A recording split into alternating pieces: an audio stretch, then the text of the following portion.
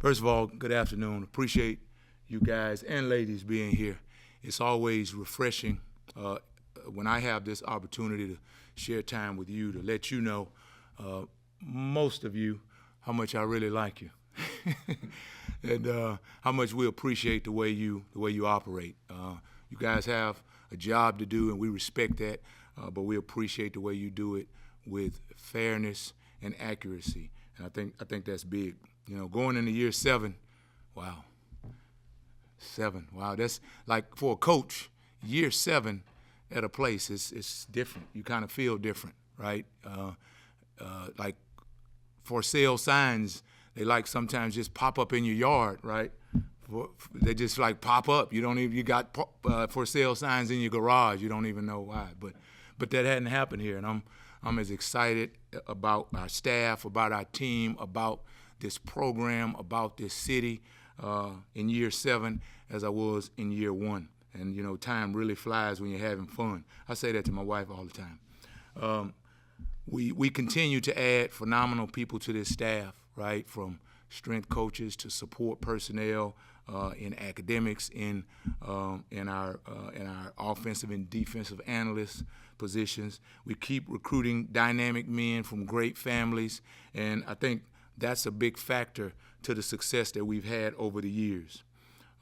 And what's going on with our locker room, again, I think the kind of people who coach them, the kind of people we recruit and we put into that locker room, it makes me proud, right? It makes me proud of the leadership that we have in our locker room. I think our staff, along with Coach Kleiman, understands that that culture that you hear about, that leadership that we talk about, that we have a role in that as coaches, that we have a part in continuing to teach new guys as we bring them in exactly how things should work.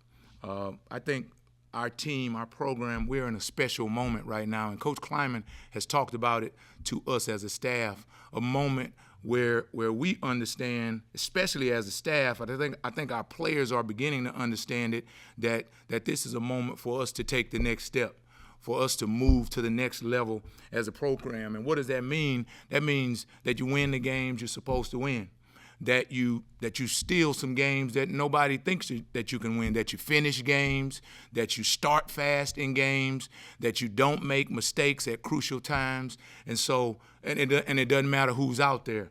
And that's the pressure that we are placing on ourselves as coaches, and that we're placing on our players. Our offensive unit, every day they present challenges to us, right? I'm talking about from a schematic standpoint, forcing us to get lined up to different formations. It's been a big challenge for us. They're continually creative. They offer a lot of variety in personnel groupings, and it's been a challenge. But then from an athletic standpoint, dealing with Garrett Oakley, right? Plus Dylan Edwards, plus Joe Jackson, plus Jason Brown, plus Tibbs and Bradley, and oh yeah, Avery, him too, plus. And so it's been a challenge, but it's been an exciting, competitive one for us every single day. Defensively, we got to keep pushing our best players, our most experienced guys. We got to keep pushing those guys to be elite. Right, I'm talking about the Dez, I'm talking about Austin, I'm talking about VJ, Stufflebean, Chidi, Uso, Damian. Those guys, as we continue to pressure them to make the next step, for them to be even better players, we got to push them through this fall camp. And I think they've accepted those challenges every day. Now, we got a lot of newer guys, and we're talking to them about striving to find their roles, right? Newer guys littered throughout the roster that we have to continue to push them to find and maximize in whatever role they might be. And then, forget about the specialists, Mason and Simon, as well as a lot of guys who are younger guys who stood on the sidelines, who are finding themselves in those special teams key role positions. We got to push those guys as well. And they are those guys. I know we talk a lot about Avery, and we'll talk about Chidi and those people, but the special teams core players, especially in the landscape of today's football, those guys are critical if you want to win, right? And if you want to win far into the season. I think our team is having fun in fall camp, At some point in fall camp, it just gets to be fall camp, but I don't think we're there yet. I think we're having fun. We're really competitive every day. There's a period where the offense destroys the defense, and there's a period where the defense destroys the offense, and it goes back and forth, and I think that's good for your team, and I think that's good for the development, for your players understanding, okay, we lost that quarter, okay, we might have lost that place in the game, we have to bounce back. And so it's been fun to watch as a coach.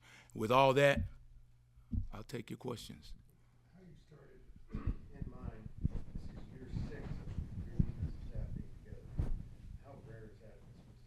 It's very rare. It's very because if you look at it, each year we have 2 or 3 people somewhere in our staff that we have to replace, that move on and find a better opportunity. So when you have a staff, a defensive and offensive staff that can maintain cohesiveness, that can stay together. Now we argue quite a bit. Myself and Coach Wyatt, myself and Coach Stannard, myself and Coach Clint, we always are arguing, but at the end of the day, we leave the room holding hands. We leave the room on the same page. And I think time is what builds that. Not to mention I'm tougher than all those guys. Keep it to yourself. From a defensive coach perspective, where is Avery now tougher to defend? Well, I think he's making quicker, sharper, crisper decisions, which, especially for a guy in the secondary, that's a problem. He's making decisions with the football in their RPO game, right? He is seeing things pre-snap a lot better than he did as a young. He's still a young player, but he's seeing things a lot faster. And for the quarterback position, in my mind, for a quarterback, if we can confuse the guy well into the snap of the ball, then we have the advantage. If he understands what's going on before the snap, then it's going to be tough from a defensive standpoint. I know you're probably still working through depth chart kind of stuff. When do you kind of hone in on and determine that kind of thing? Well, we're probably going to make that decision. So the kicker, he normally aligns 5 yards from the ball. So when that leg starts to lift, I'll have a good idea at that point in Ireland. Van, how close or far away are guys like Gunnar and Asa from being healthy enough to help you guys again? Yeah, the guys who are struggling with injuries on and off, both of those guys, and as a matter of fact, many of the guys who have had injuries throughout camp, they want to be out there. We know that. We understand that they want to be out there. But there's nothing like the actual rep. There's nothing like actually being out there, actually lining up, making that call, right? Feeling somebody next to you. There's nothing like that. They pay attention, and so we just got to keep them doing what they can do. Like I said, they pay attention. They take notes in the meeting. Everything that they can do except for taking those reps, they're doing it, and we can appreciate that. But they're frustrated when they're not out there, and we as coaches, we've got to support them in that quest. But I think they're moving along, doing whatever they can to be able to be ready to help us, from a physical standpoint. And which of your corners would you say have impressed you the most during the preseason camp so far? For different reasons, I've been impressed with different guys. Zayshawn has probably been the most consistent, right? And I almost want to say most mature, but that's definitely not fair to say for a guy who is a sophomore, going to be a sophomore. But he has been the most consistent player. But I've been proud, I've been pleased of the efforts that Donnie McIntosh has made. He came in here as a happy-go-lucky, bells on his shoes, just happy to be here kind of guy, but he's been more competitive. He's been more communicative. He's found himself in better positions, making plays on the ball. And so I'm pleased with him. I've always had good trust in Justice James. He's gotten the most reps in that group. And so I feel good about him continually. He keeps getting better day after day. And I would say that about all those guys. Jaden Rowe, a big, strong, physical player. I'm excited about where he is. He's continuing to learn the system. So, man, for different reasons, I've been excited about them. The younger guys have come in and worked hard and had their noses in the books. And so of those three guys, the flashiest one I've seen over the course of fall camp, I've seen JoJo do some really good things. But he's still a freshman, and he still has a long ways to go. How legit is Tibbs and Bradley and these newcomers at wide receiver? You ever heard of MC Hammer? Too legit to quit. Those guys, they've again been a challenge for us. They're big, they're strong, they can run, and continually they help our guys get better because we face those type on the outside. We face those type receivers in the Big 12, and so we work with them every day. We work release drills with them every day, and some days, again, they win, and then other days we win, and it goes back and forth. And I think they all appreciate it when we have corners who can challenge them. We appreciate it having those receivers who challenge us daily. So I'm excited about where those guys are headed as we continue to move forward in camp. As a whole, Van, what do you like best about this defense? I like the fact that they like playing together. I like the fact that the players who are in those, what we would call those leadership roles, that they have taken that on full bore, right? The guys who speak, they speak. The guys who are in front, rah-rah, they do that job. The guys who are behind the scenes, grabbing young players and keeping them in line, they do that. They follow those roles. So I'm excited about the fact that we as coaches, we don't have to push the leaders in that way, it's their, Coach Kleiman always says it about our whole team, and we say it about the defense, that it's their defense. And as far as they push us is as far as we'll go. As coaches, we're always in the background, but we haven't had to push these guys for their efforts, talking about the leadership.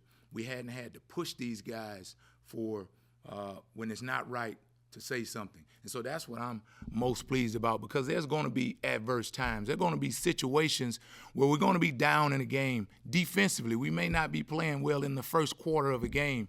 And we're going to need, the coaches can get on top of the benches and yell and scream, but it's more powerful, it's more prominent when the players do it. And I'm excited that our players have taken that on. There was talk in the spring and in the offseason about team speed and guys were running 23 miles an hour. And how have you seen that maybe pay dividends on defense? Is this a fast defense, and maybe is because of all the weight room training, is this maybe a tougher or stronger defense than in the past? Well, I think as a staff, we're going to always train the toughness. We're going to always train the effort. And so we're going to get that out of them if they got it or not. But to your point, we have made a focus. We made an emphasis in our strength training area to get these guys to be faster athletes. We've recruited some very athletic players at the safety position, at the linebacker position, and those guys, they've enhanced our roster, right? It looks different than a few years ago when you talk about the speed. It does. It looks faster. But as coaches, we don't necessarily recognize it because the expectations, they are what they are, right? And so sometimes we can lose that point that you made. But yeah, I think as we've watched it, it has been a faster defense, right? Guys are reacting faster. Well, it looks like they're reacting faster, and we attribute it to our coaching. But those guys got a little bit more ability than maybe we've seen over the years, and we can appreciate that.